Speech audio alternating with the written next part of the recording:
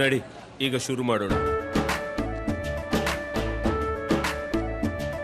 ಕೇಸರಿಯಿಂದ ಮನೋಲ್ಲಾಸ ಮನಸ್ಸು ಮತ್ತೇರಿ ಕುಣಿದಾಡಿದೆ ನೋಡು, ಮನಸ್ಸು ಮತ್ತೇರಿ ಕುಣಿದಾಡಿದೆ ನೋಡು.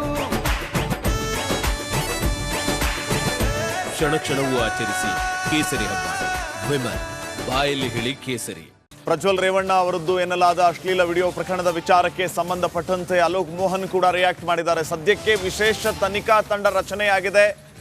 ವಿಶೇಷ ತನಿಖಾ ತಂಡದಿಂದ ತನಿಖೆ ನಡೆಯುವ ಸಂದರ್ಭದಲ್ಲಿ ಏನೂ ಮಾತನಾಡೋದಕ್ಕೆ ಆಗೋದಿಲ್ಲ ಅನ್ನುವಂತಹ ಮಾತನ್ನ ಹೇಳಿದ್ದಾರೆ.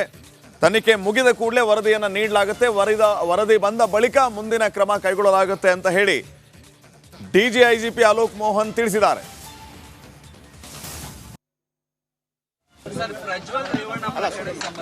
ಇದು SIT ಬಗ್ಗೆ ಆದ್ಮೇಲೆ ಮಾತಾಡ್ತೀನಿ. ಈಗ SIT ಶುರು ಮಾಡಿದ್ದಾರೆ ಇನ್ವೆಸ್ಟಿಗೇಷನ್, ಸ್ವಲ್ಪ ಇನ್ವೆಸ್ಟಿಗೇಷನ್ ಆದ್ಮೇಲೆ ಹೇಳ್ತೀನಿ. ಇದು SIT ಬಗ್ಗೆ ಆದ್ಮೇಲೆ ಮಾತಾಡ್ತೀನಿ. ಈಗ SIT ಶುರು ಮಾಡಿದ್ದಾರೆ ಇನ್ವೆಸ್ಟಿಗೇಷನ್, ಸ್ವಲ್ಪ ಇನ್ವೆಸ್ಟಿಗೇಷನ್ ಆದ್ಮೇಲೆ ಹೇಳ್ತೀನಿ. ಇದು SIT ಬಗ್ಗೆ ಆದ್ಮೇಲೆ ಮಾತಾಡ್ತೀನಿ. ಈಗ SIT ಶುರು ಮಾಡಿದ್ದಾರೆ ಇನ್ವೆಸ್ಟಿಗೇಷನ್, ಸ್ವಲ್ಪ ಇನ್ವೆಸ್ಟಿಗೇಷನ್ ಆದ್ಮೇಲೆ ಹೇಳ್ತೀನಿ.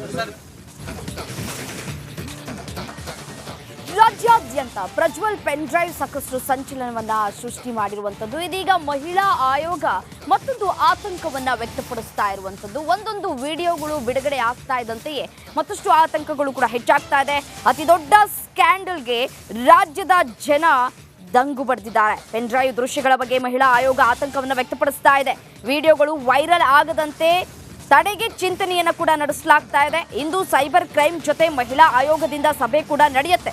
ಹೊಸ ವಿಡಿಯೋ ವೈರಲ್ ಲೀಕ್ ಆಗದೆ ಇರೋದಕ್ಕೆ ಪ್ಲಾನ್ ಅನ್ನು ಕೂಡ ಇಲ್ಲಿ ಎಳೆಯಲಾಗ್ತಾ ಇದೆ. ವಿಡಿಯೋ ಶೇರ್ ಮಾಡುವವರ ವಿರುದ್ಧ ಕ್ರಮಕ್ಕೆ ತೀರ್ಮಾನವನ್ನ ಕೈಗೊಳ್ಳಲಾಗ್ತಾ ಇದೆ.